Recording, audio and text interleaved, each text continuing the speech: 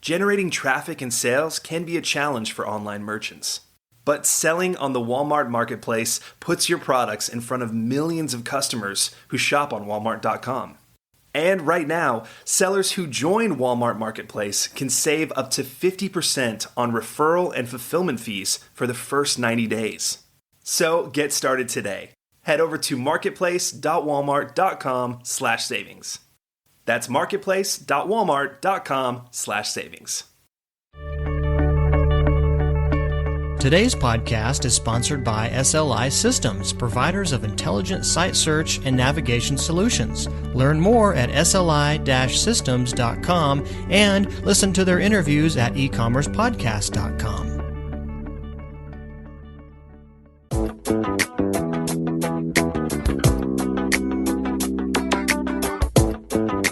Welcome to E-Commerce Conversations, a weekly podcast focusing on e-commerce topics featuring interviews with prominent people in the e-commerce space.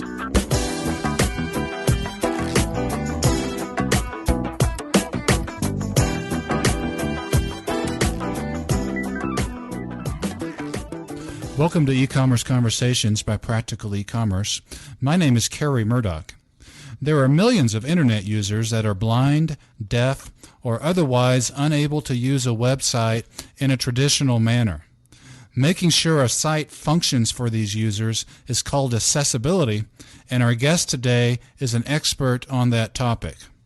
Joseph Dolson is the owner of Accessible Web Design, a St. Paul, Minnesota-based firm that designs and consults on accessibility matters. He has spoken at the Search Engine Strategies trade show. He's a contributor to Practical E-Commerce, and we're pleased to have him join us today. Well, Joe, thank you for your time today. Thank you. Thank you for having me. I'm glad to be here. Joe, tell us, how many users on the web depend on accessibility help? That's a difficult question to answer, largely because what's considered accessibility help is a very difficult area to study. Everything from just enlarging the size of the text, which any user can do using the tools of their browser, is an accessibility function.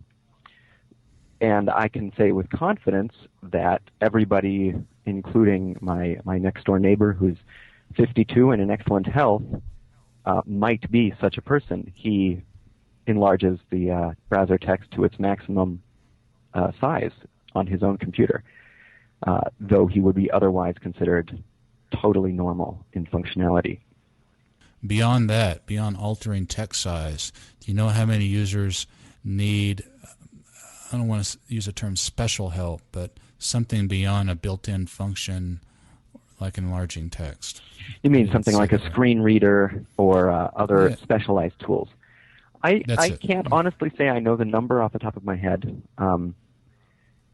It's something that in accessibility I actually try and make a point not to address too much, just because every person is a potential customer or client or user, and that number is constantly changing. The fact that your clients are all perfectly able today doesn't mean they won't have a horrible accident tomorrow and lose their sight.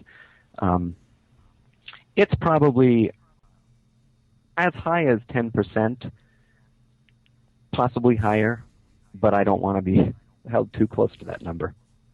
Okay. So 10% of the population or 10% of web users? Population is what I was thinking of. Web users, it actually might be higher. Joe, you've written about, for Practical E-Commerce, you've written about recent changes in accessibility standards adopted by the World Wide Web Consortium. Tell us, what is the World Wide Web Consortium? The World Wide Web Consortium, also known as the W3C, is an international group of companies and technical experts on web elements, the elements that constitute the web, who meet together to decide standards that will be commonly used by browser manufacturers, website designers, and all sorts of other creators of software that interacts online to have a common base. It includes members such as Apple, Microsoft, big tech companies want to have a say. But it also has invited members from all across the world who are just casual experts to advise on issues. How is it that WSC3 is the entity that, in a de facto way, determines accessibility standards? How did that evolve to be? Now, first of all, it's far from the only group that has decided on accessibility standards. There are actually a lot of different sets of accessibility standards. Many of them do owe a lot to what has come out of the W3C, but they are far from the only group to do that. But the reason they do that is that it's actually a very natural extension from the fact they are, they're responsible for deciding what HTML is and what XHTML is, and the nature of those technologies. So they're actually very well positioned to look at those technologies and figure out this is how they should be able to interact with users. This is what's necessary for them to be able to do that. They also have a set of guidelines for creators of technologies such as assistive technology or browsers on how they should interact with that technology to make it available for accessibility. So it's a very broad-reaching organization. Does the W3C, do they have physical offices somewhere? I'm curious. Yes, they do have physical offices. Is it in the U.S.? I believe it's at MIT. I think they have 3 offices, one at MIT, one in Japan, and one in France. Joe, your firm focuses on accessible web design. Your firm is Accessible Web Design, in fact, is the name of your firm. Yep. Could you tell us more about your background, your firm's work, and how you came to focus on that area of work? Well, I came into accessibility first, actually, before I went into web design and development. So I didn't work in accessibility, but I grew up with accessibility being an issue. My mother has long worked in accessibility for the arts and in education. And so, I just grew up steeped in the idea that, there's a way to make everything available to people who might have a disability. And when I was looking at going into web design, it just was an immediate thought to me. It's like, well, obviously this should be some place where I can apply this knowledge and interest I have in accessibility, and I can make, what I do very socially meaningful for all my clients. So that's something that I decided right from the beginning that I was going to bring into my business, was a concern with accessibility. Our listeners, of course, are e-commerce merchants, mainly smaller e-commerce merchants.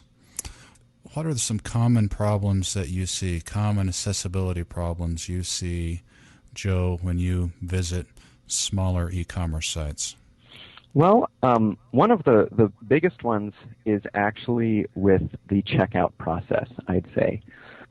With a lot of I don't want to point out any particular software because most software can be pretty heavily configured if you know what you're doing. But there's a common tendency to create forms and displays of those forms which can pose a lot of limitations for people with disabilities. And obviously, if a user can't get through your checkout, you're in trouble. I mean, they're stuck. Give us an example of how a form can be inaccessible. Absolutely. Form controls, if they're improperly labeled, they might not allow a user to be able to associate a particular control with a particular piece of information. A button, a submit button, it's possible to create them in such a manner that they can only be triggered using a mouse, and you actually would not be able to use them if you can't use a mouse, and blind users most certainly are not able to use a mouse. or pointing device. They might not have appropriate alt attributes in an image-based button, which would mean that they don't know what this button is. And obviously, if you can't distinguish between a submit your order button and a cancel your order button, there's a good chance you're not going to place that order. Is that the main inadequacy you see is checkout processes? It's probably the most critical inadequacy. Other things are always present. There's always going to be certain limitations in how readily available certain information is. There's a strong tendency to put things like your shipping policies, your return policies into pop-ups and that sort of thing, which may not be usable by people with disabilities. When it opens a new window, they may not be aware of the new window. If it is brought up using an AJAX trigger, there may not be any announcement notifying them that this is now present and they need to read it. And those can be major issues as well. They don't necessarily directly affect the ordering process, but a lot of users, if they can't identify how you're going to ship things or what they can do with them if there's a problem, they will also be reluctant to order. Joe, anything else our listeners, again, our e-commerce merchants, anything else on your mind today for them as it relates to accessibility? Well, I think the biggest thing for a small e-commerce merchant to always remember is that they're trying to sell to purchasers, not to users, which is to say that what you're selling may not be something that's even usable by somebody who's blind, but that doesn't mean that they shouldn't be able to purchase it, because a lot of people with visual disabilities especially, they buy gifts. Your customer and your product end user are just not necessarily the same person, and you should never eliminate the likelihood of a disabled user on the basis of what you're selling. Joe, I know your website has lots of helpful information on accessibility. I've benefited from your site before. Your company, again, is Accessible Web Design, and the URL of your website, I want to repeat, or I'm going to state that URL for our listeners. It's joedolson.com.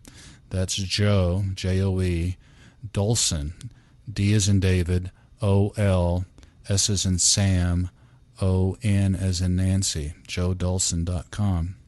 And Joe Dolson, the president and founder of Accessible Web Design, we want to thank you for your time today, sir. Thanks a lot. Thank you for interviewing me.